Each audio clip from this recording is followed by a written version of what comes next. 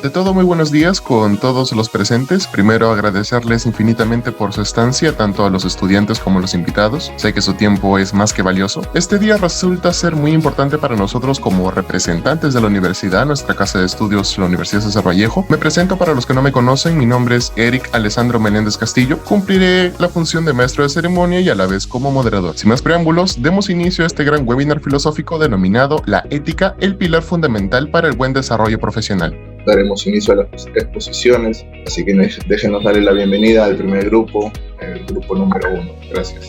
Uno de los reclamos de la sociedad, sobre todo en estos tiempos de cambios, es la atención que ésta debe recibir de su gobierno. Existen una serie de vicios, actitudes antiéticas o antivalores en el seno de sus instituciones públicas que impiden que se opere con la máxima eficiencia.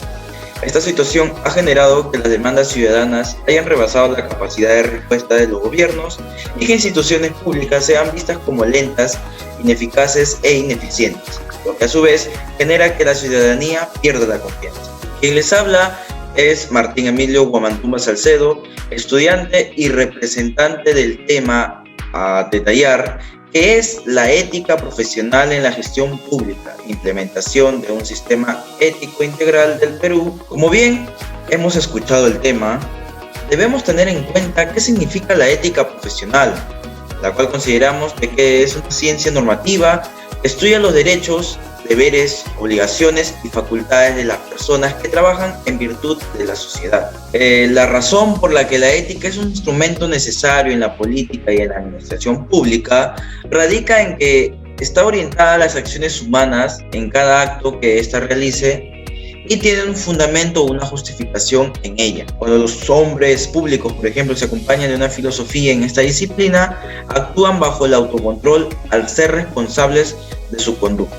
Todo gobierno, para mantener una eficiente administración, así como imagen transparente, se necesita contar con individuos íntegros. Es aquí donde la ética cobra importancia al seleccionar y formar los perfiles y reiterar a los servidores públicos la necesidad de hacer bien sus tareas y actuar con responsabilidad. Bueno, a continuación tenemos invitada a la ponente Dalila Madeleine Herrera Pillaca, egresada de la Universidad Privada San Juan Bautista y colegiada, y con estudios y diplomados en gestión pública y recursos humanos y ley de servir, para poder brindar un punto de vista más profesional acerca del tema que ya hemos mencionado. Adelante, doctora Dalila. Buenos días alumnos, buenos días con todos los presentes. El día de hoy vamos a darle una pequeña reseña, un pequeño comentario con respecto a su tema. Cuando se habla de la política, de la gestión pública y política profesional y ética profesional en un estado que estamos ahorita actualmente, esto no viene reciente, esto viene desde años muy atrás, que todos necesitamos un cambio y ese cambio lo venimos siguiendo hace muchos años, ya se podría decir hace más de 30 años, en el cual la ética se ha convertido en un saber relevante, muy importante en nuestra realidad social, que viene a cubrir necesidades sociales en un sentido de la gestión pública. Si nosotros queremos llegar como profesionales y dejar huella en el camino, tenemos que hacer las cosas bien. No pueden llegar a la corrupción, llegar a que algo se cosa debajo de una mesa. No, porque de eso va a depender mucho el qué van a decir el día de mañana. Ay, el ingeniero tal, la doctora tal, la asistente tal, el ingeniero tal, la profesora tal, cosas que eso no debería de suceder. Gracias, eso es todo. Interesante acotación que nos acaba de mencionar, doctora. Bueno, al público en general, este fue el aporte que nos ha brindado la doctora Dalila Herrera Pillaca acerca de nuestro tema. Muchísimas gracias por su participación, doctora Herrera, y podemos contar con usted en otra oportunidad, si Dios nos permite. Continuamos con Axel Gabriel Rojas Ellis, grupo 3. Buenas tardes, profesora. Buenas tardes, compañeros. Hoy día le toca exponer al grupo 3, el cual va a exponer sobre el tema la violación de los principios éticos de las buenas prácticas de la investigación para la obtención de un título universitario en el Perú. Ahora voy a dar una pequeña introducción del tema. A lo largo de los años en nuestro país se han desarrollado una serie de investigaciones para la obtención de un título universitario. Estas se han desarrollado en un contexto de las buenas prácticas de la investigación, siempre teniendo en cuenta la calidad y moralidad dentro de todo el desarrollo de esta investigación, considerando la veracidad de la información en la cual se quiere transmitir. En estos últimos años se han presentado problemas o dificultades, finalidad y falta ética en el desarrollo de toda la investigación, lo que nosotros consideramos o llamamos como plagio. En el Perú, se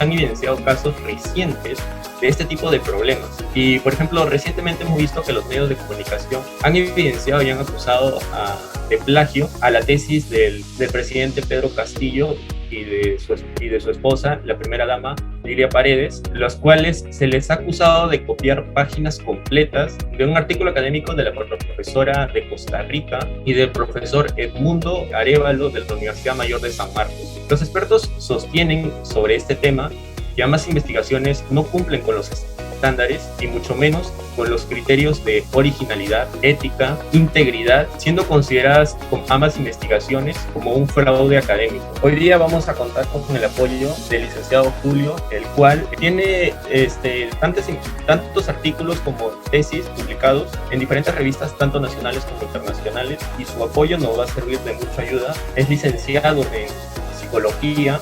Licenciado Julio.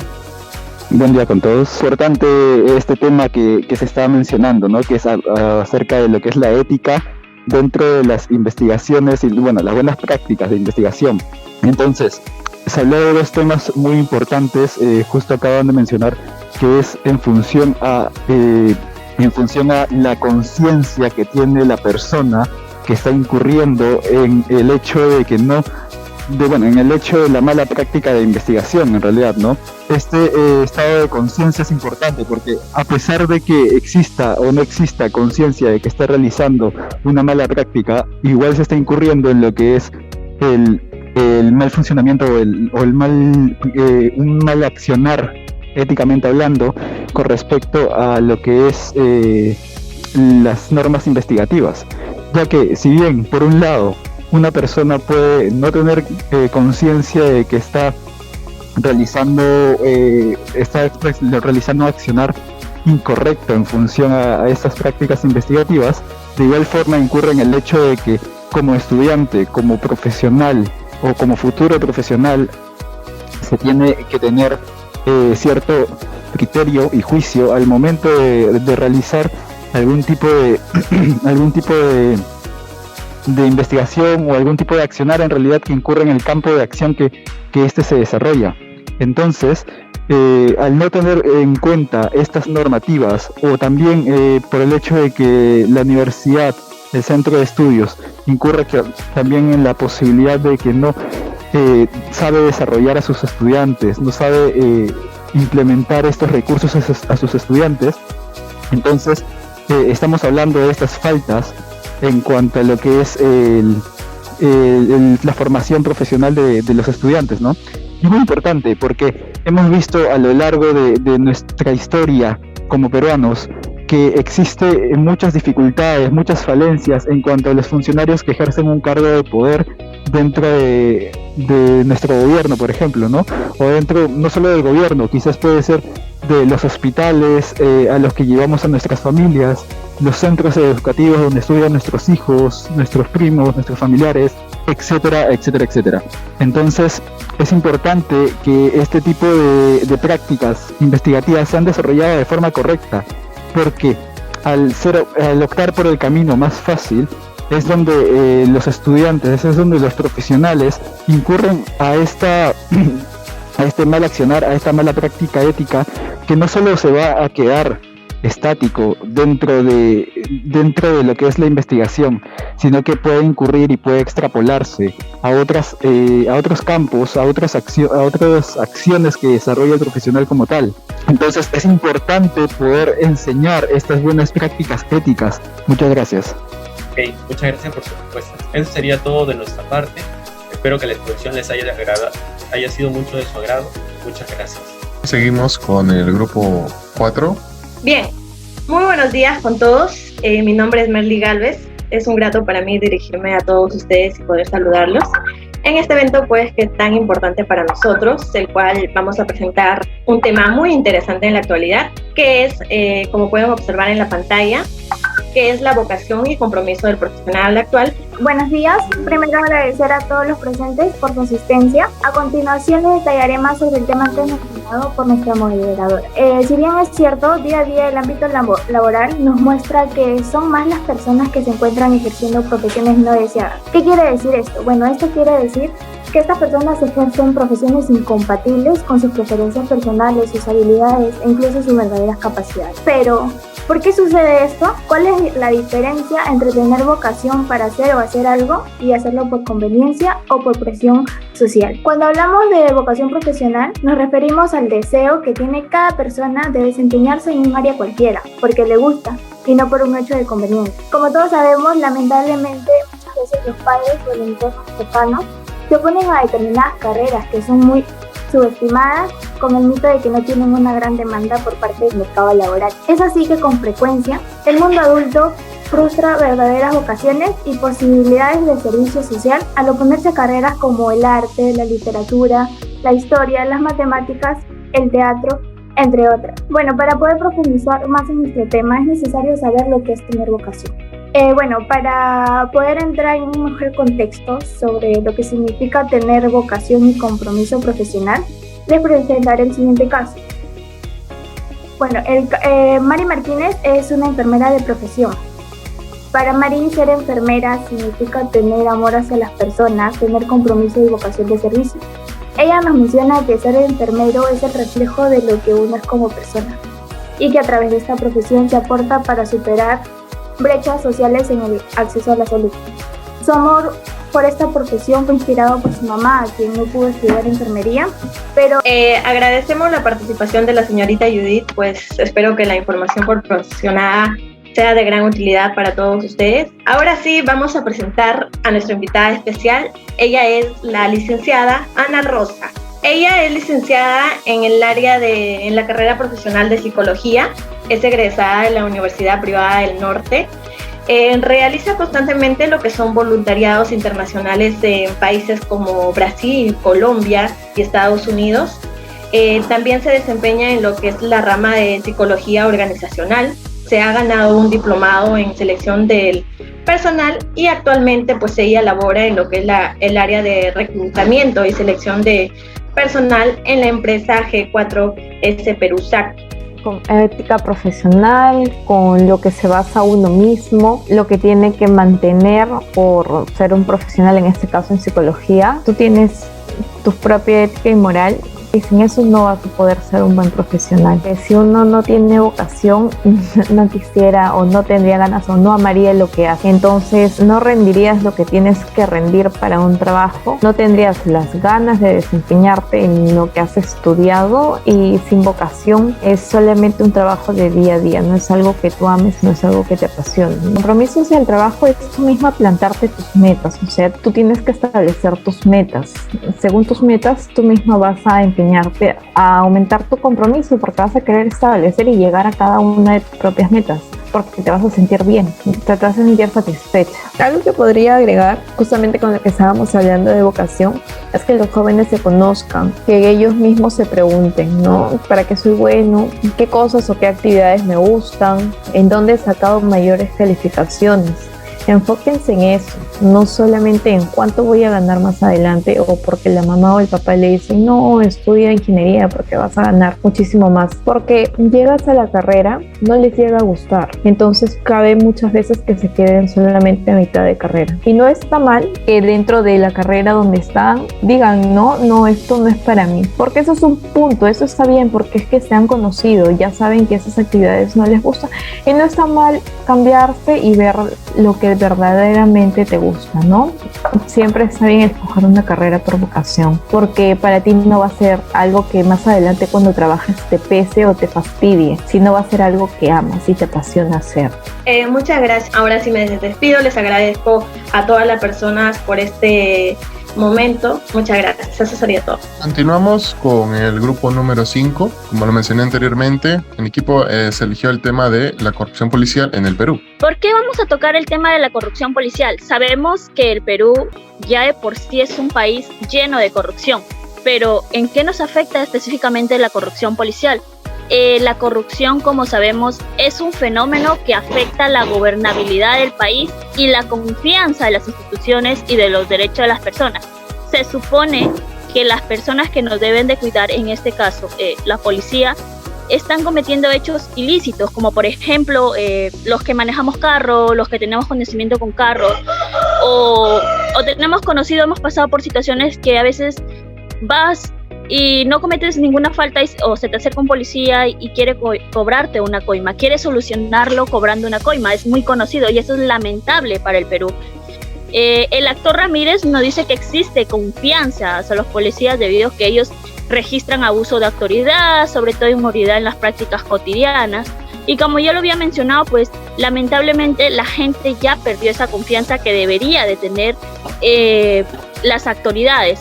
Estos policías pues que cometen malas praxis, que hacen cosas que no deberían hacer y que no va con su ética profesional, para que de esta forma poder disminuir o quitar los malos elementos de la Policía Nacional. Bueno, ahora daremos pase a un video. Técnico de tercera de la Policía Nacional del Perú, Padilla Burto Roberto. Tengo 23 años de servicio en la Policía Nacional del Perú. Cabe el hecho que en circunstancias que elaboraba en la División de Servicios Especiales, que tiene como misión el control de disturbios a nivel región policial, fui testigo presencial que un grupo de oficiales, en su calidad de administradores y aprovechando su cargo, que se vienen enriqueciendo utilizando los recursos humanos y los recursos logísticos del Estado peruano. En virtud a lo expuesto, al no ser partícipe de esta red de corrupción, se me ha considerado como el efectivo que no se adapta al servicio policial. Por ende, he sido cambiado a la ciudad de Huancavelica ante una sucesión de represalias en contra de mi integridad física y de mi vida y la de mi familia. Primero, sanciones de carácter administrativa y disciplinaria, al negarme a realizar servicios ilícitos, las cuales se encuentran en revisión por apelaciones presentadas, y posteriormente misivas de amenazas de muerte dejadas en la puerta de mi vivienda, respectivamente. Bueno, tenemos algunas preguntas de Jocelyn Castillo Ramos. La primera es, ¿qué opinas entonces acerca de la corrupción policial que sucede en nuestro país? Sí, respondiendo a la pregunta de la compañera Jocelyn, pues como ya lo dije desde un principio, la corrupción policial es un fenómeno que afecta no solo a una entidad, sino que nos afecta a todos como país, afecta nuestra confianza, afecta nuestros derechos como persona. Se trata de un fenómeno que no es solo unitario o unidireccional, que no se concentra en un solo sector, sino es como un virus que se va expandiendo lamentablemente, se va pasando por todo el país, por todos los distritos y ciudades.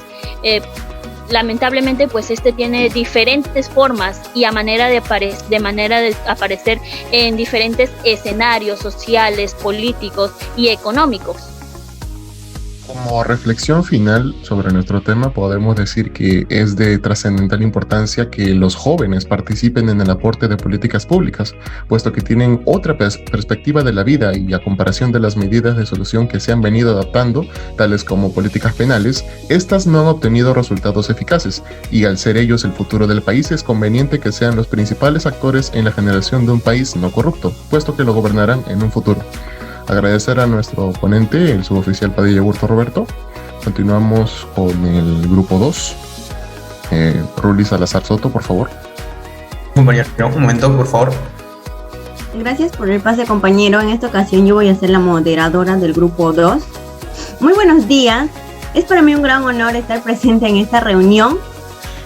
Y en esta ocasión hablaremos como grupo acerca del tema de la importancia de la ética y responsabilidad profesional en las organizaciones públicas, para la cual como expositor del grupo tenemos a Salazar Soto Ruli. Bien, como sabemos muy bien que la falta de ética puede ocasionar una tragedia, como por ejemplo el metro 2 de la Ciudad de México, bueno, en México, ¿no? Que fue ocurrido, que se derrumbó el puente por varios factores, ¿no? Bien, otro caso fue el caso de un puente que fue totalmente un bochorno, digámoslo así, que ocurrió hace 3 años atrás, donde el puente fue construido con un presupuesto de 3.859.309 soles, ¿no? que por el caudal, por un río, por el aumento del volumen, se derrumbó. Eso que tenía mantenimiento predictivo, preventivo, ¿no? Y encima cada año se acaba un presupuesto para su mantenimiento, como ya les he mencionado, ¿no? Y mi gran pregunta es, ¿por qué se han caído los puentes más modernos y no de los siglo XX? Bueno, les dejo ese interrogante a ustedes, ¿no? Bien, sabemos muy bien que hoy en día vivimos en una cultura corrupta, donde presenciamos a la vista de nuestros ojos y somos testigos de cómo la corrupción va tomando el poder en los últimos 20 años, ¿no? Donde es el mayor problema o causante del retroceso económico y social, ¿no? Así como también el gran problema para el desarrollo de nuestro país, ¿no? Resumiendo, los mejores profesionales son siempre ECE, como les he comentado, excelentes, comprometidos, éticos. En la parte de ética entra en la parte de los valores, ¿no? Para generar una cultura, ¿no? Para no estar metidos en actos de corrupción y del lado negativo, ¿no? Gracias, estimado compañero. En esta ocasión tengo el grato honor de presentar a nuestro ponente, Magíster Manuel David Aguilar Fernández. Señores profesionales que se encuentran a cargo del grupo de estudiantes, señores estudiantes de la Universidad César del Vallejo, todos y cada uno de ustedes tengan muy buenos días. Aprovecho de la presente para agradecerles y felicitarlos por el gran interés que se encuentran poniendo por el tema escogido. Empezaríamos el tema definiendo la ética profesional. La ética profesional son las reglas de conducta de los profesionales para el recto desempeño de su función. Generalmente, los abogados tienen un código de ética dictados por el Colegio de Abogados a donde pertenecen, corporaciones, barras que les obligan a dar cumplimiento en sus trabajos individuales y asociados.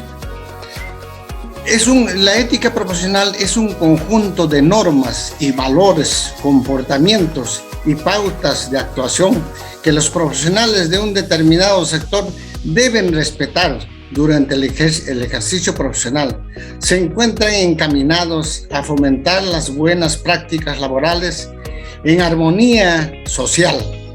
La ética profesional es una conciencia moral de todo ser humano al momento de actuar. Es el pilar fundamental para el buen desarrollo profesional. ¿Para qué sirve? Podríamos indicar la ética profesional. Sirve para determinar las pautas de actuación que debe seguir un profesional ante una determinada situación durante el desarrollo de sus actividades, quien puede enfrentar decisiones morales. Y el objetivo fundamental, la ética profesional, acerca de las conductas morales, el ser humano tiene como efectos en la sociedad porque nos permite diferenciar de lo incorrecto a lo correcto y se relaciona con valores como la responsabilidad, la honestidad, el respeto, a fin de ser buenos ciudadanos. Termino deseándoles muchos éxitos,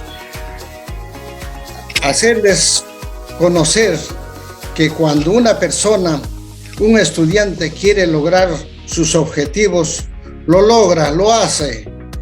Y lo importante es proponerse. No hay nada imposible cuando uno persevera, cuando quiere. Gracias. Gracias, estimado ponente. Eso sería todo como grupo y doy pase al moderador general. Bueno, continuamos con el grupo 6, con José Fernando Reto Miranda y el tema la corrupción en funcionarios públicos. Por favor. Muy buenos días, estimada docente y compañeros aquí presentes. Mi nombre es Brita Leyendela Sánchez Rivera y el día de hoy pues estoy a cargo de ser moderadora del grupo número 6. La corrupción es hasta la actualidad uno de los problemas más grandes el cual aqueja a nuestro país, ¿no? Al Perú, y afecta pues de modo directo la legitimidad de las instituciones públicas. Bien, ahora, como primer punto vamos a ver lo que es la corrupción institucional. Sí, van a ser todos aquellos actos delictivos que sean cometidos por funcionarios y autoridades públicas, quiere decir autoridades que trabajen para el Estado, ¿no? Que abusan de su poder e influencia y pues de este modo hacen un mal a la sociedad al hacer un uso indebido e intencional de los recursos financieros y humanos a los que han tenido acceso como trabajadores del Estado.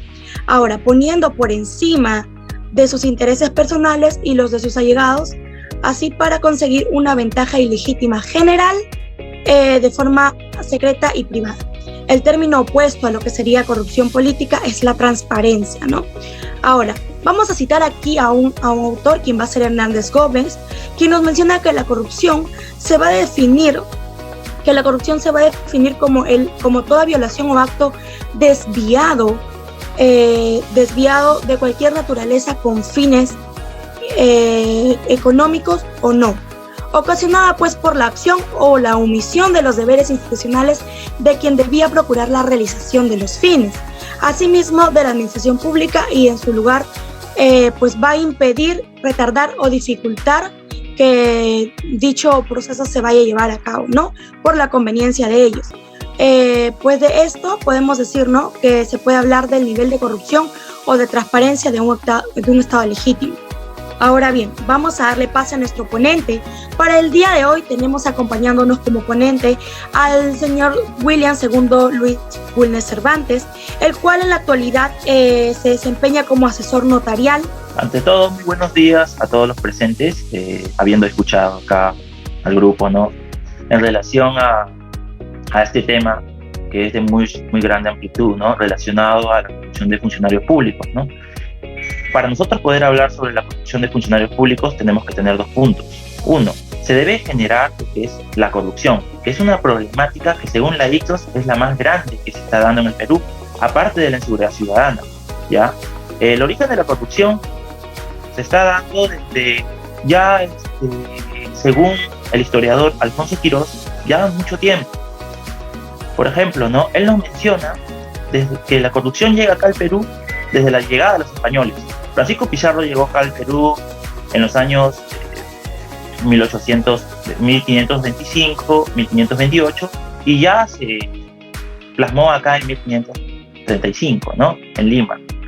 Él nos detalla, justamente, Alfonso Quirós nos detalla que la corrupción hasta la actualidad se ha ido ligando a lo que es el poder legislativo. ¿Por qué? Porque eso comprende lo que son el presidente, los alcaldes, ¿no?, los ministros, congresistas, los jueces, fiscales, ¿ya?, que vienen a ser personas que tienen el poder de la decisión, ¿ya? Este delito de corrupción de funcionarios, ya como han explicado en el grupo, va a mencionar unos puntos fundamentales que son el cohecho pasivo, que es el más delito más previsto, ¿no?, a nivel nacional, el cohecho activo, lo que es el peculado. También podemos ver el enriquecimiento indebido, ¿ya? Y en general lo que podemos decir acá es que este delito va a recaer solo en funcionarios, en servidores públicos, ¿ya?, y también en particulares, ya que anteriormente no se tomaba a los particulares en esta disputa del delito. ¿Por qué? Porque decían, ¿no?, este delito va a recaer en funcionarios y servidores, y los particulares no son funcionarios y servidores. Entonces, por ello se ha modificado el artículo 25, en la cual los particulares, así sean terceros, van a formar parte de este delito. ¿Por qué? Bien, el agradecimiento debido a nuestro ponente, señor William Bulnes. De acuerdo, continuamos con el grupo número 7. Jocelyn Aralia Castillo Ramos, por favor, adelante. El equipo 7 va a presentar un tema que también tiene mucha importancia en nuestra vida diaria. Para explicar este trabajo está mi compañera Jocelyn Castillo Ramos, quien se encargará de hablarnos con profundidad acerca de la discriminación laboral. Bueno, el tema por abordar, como ya se dijo al principio, abordaremos entre la discriminación que se ocurrió entre el año 2021 y hasta la actualidad, que ya que la Superintendencia Nacional de Fiscalización Laboral, que se encarga de acá esto, es SUNAFIL, generó un poco más de 839 órdenes de inspección de empresas por discriminación laboral en diversas materias como es el sexo, el género, el hostigamiento sexual, remuneraciones y implementación de lactarios. Ahora, Viendo con esto, la justificación es lo siguiente en nuestro grupo, que en este mundo globalizado, los requisitos para acceder al mercado laboral son cada vez más exigentes, dentro de ellos la cantidad y la calidad de la formación académica, así como de la experiencia, desempeñan un rol importante en este proceso, ya que los reclutadores tienen la función de elegir al candidato que consideran que brindará los mayores beneficios para una vacante particular. Si dos candidatos tuvieran la misma formación académica y experiencia laboral, y en cuántos años de experiencia en un rubro y un puesto en particular, por ejemplo, el mismo nivel de capital humano, ¿quién debería ser llamado? La teoría económica predice lo siguiente, ya que ambos deberían tener la misma probabilidad y el mismo acceso en recibir una respuesta clara por parte del reclutador. Sin embargo, esto no ocurre siempre que no tenga ninguna preferencia por ningún otro atributo no relacionado a la productividad.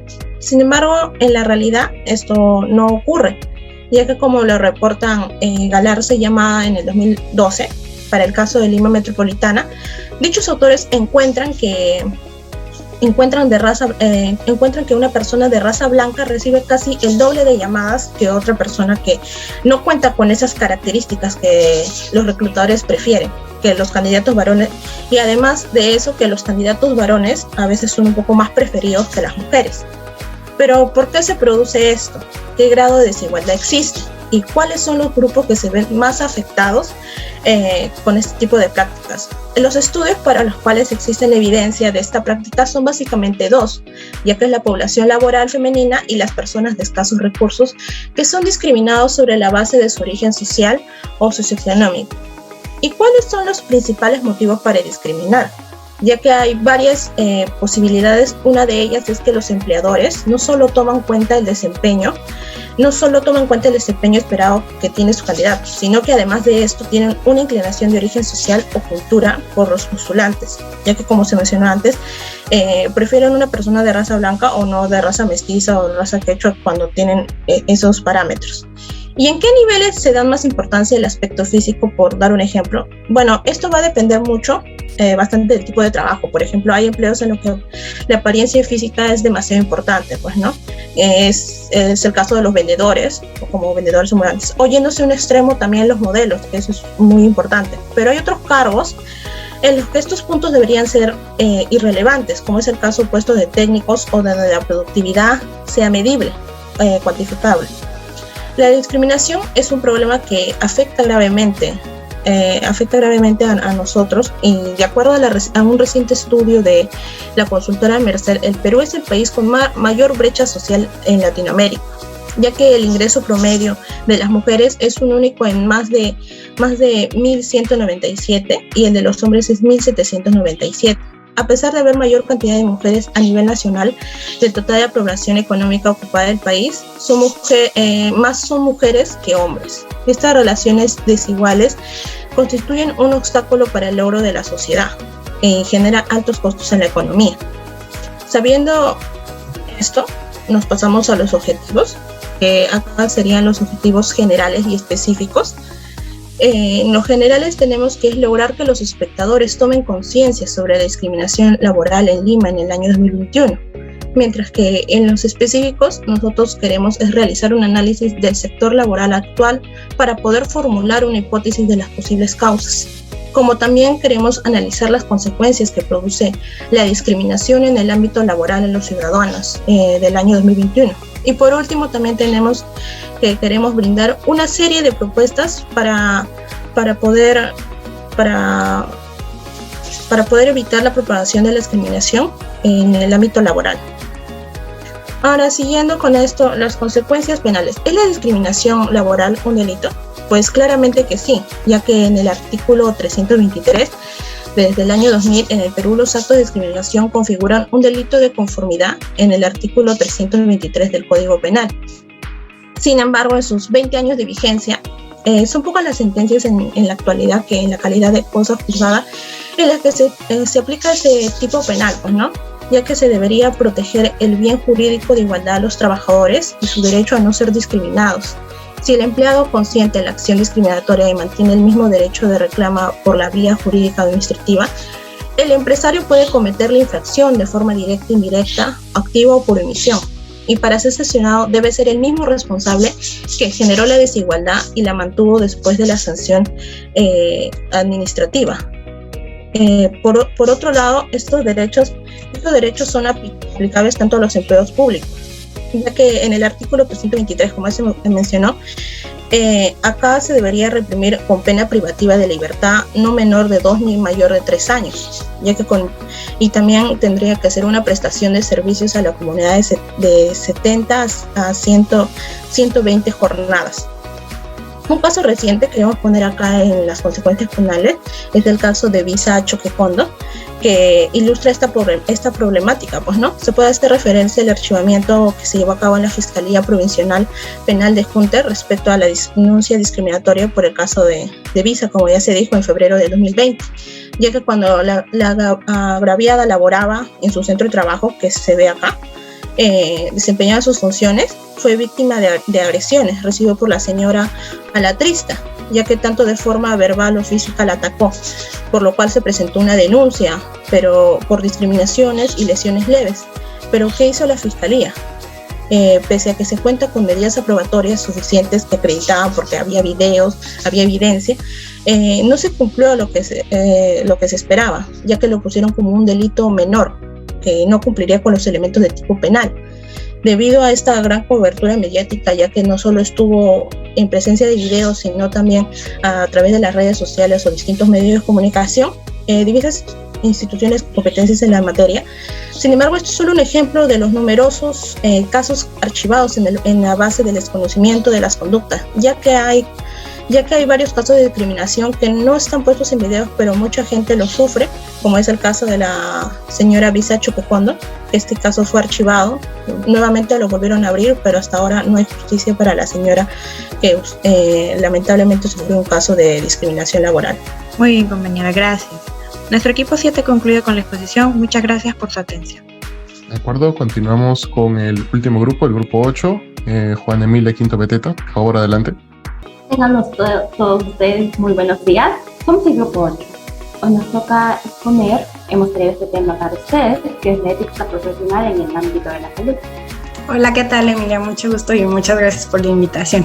Las cuestiones éticas no son tan sencillas como parecen o como nos enseñan en la escuela. Obviamente cuando estamos en la escuela, yo también soy docente universitaria, entonces de pronto nos amparamos en estos marcos internacionales, nacionales. En México, por ejemplo, tenemos un código ético para los psicólogos, que supongo que en Perú ustedes también deben tener el suyo, pero está avanzando tan rápido nuestra realidad que a veces hay cosas que se nos quedan afuera de esos códigos éticos y uno tiene que resolver. Y les quería contar un ejemplo. Por ejemplo, aquí en México para la carrera de psicología se tienen que hacer pruebas psicométricas para saber el estado emocional de las personas que quieren estudiar psicología. Entonces, una de las pruebas que aplicamos es la prueba Minnesota. El Minnesota tiene la característica de que tiene plantillas o calificaciones o puntuaciones para hombres y para mujeres. Entonces, ¿qué nos pasó? Justamente recién en nuestra última convocatoria de ingreso, que nos tocó, tuvimos esta oportunidad de tener una estudiante que era una chica trans. Entonces eso para nosotros representa pues un dilema, porque real y genuinamente no sabíamos si aplicar la plantilla de hombre o de mujer. Entonces al final lo que se decidió fue no aplicar la plantilla, es decir, esa prueba no aplicarla, porque realmente no está estandarizada con esta población y con esta muestra. Entonces era completamente, pues digamos, inapropiada en el sentido de que no había evidencia suficiente para presentar o para poder analizar con estas características a nuestro participante. Y otro problema que tenemos de pronto aquí en México, por ejemplo, vamos a suponer que llega un candidato que tiene esquizofrenia o que tiene un cuadro, pues no sé, a lo mejor un trastorno narcisista, un cuadro sociopático, qué sé yo. Por ley aquí en México no le puedes negar la educación. Ese estudiante a ti te podría demandar como universidad, no sé, aquí en Perú ya me contarán ustedes, pero en México tú puedes demandar a la universidad porque te está discriminando y no te está permitiendo tu derecho a la educación.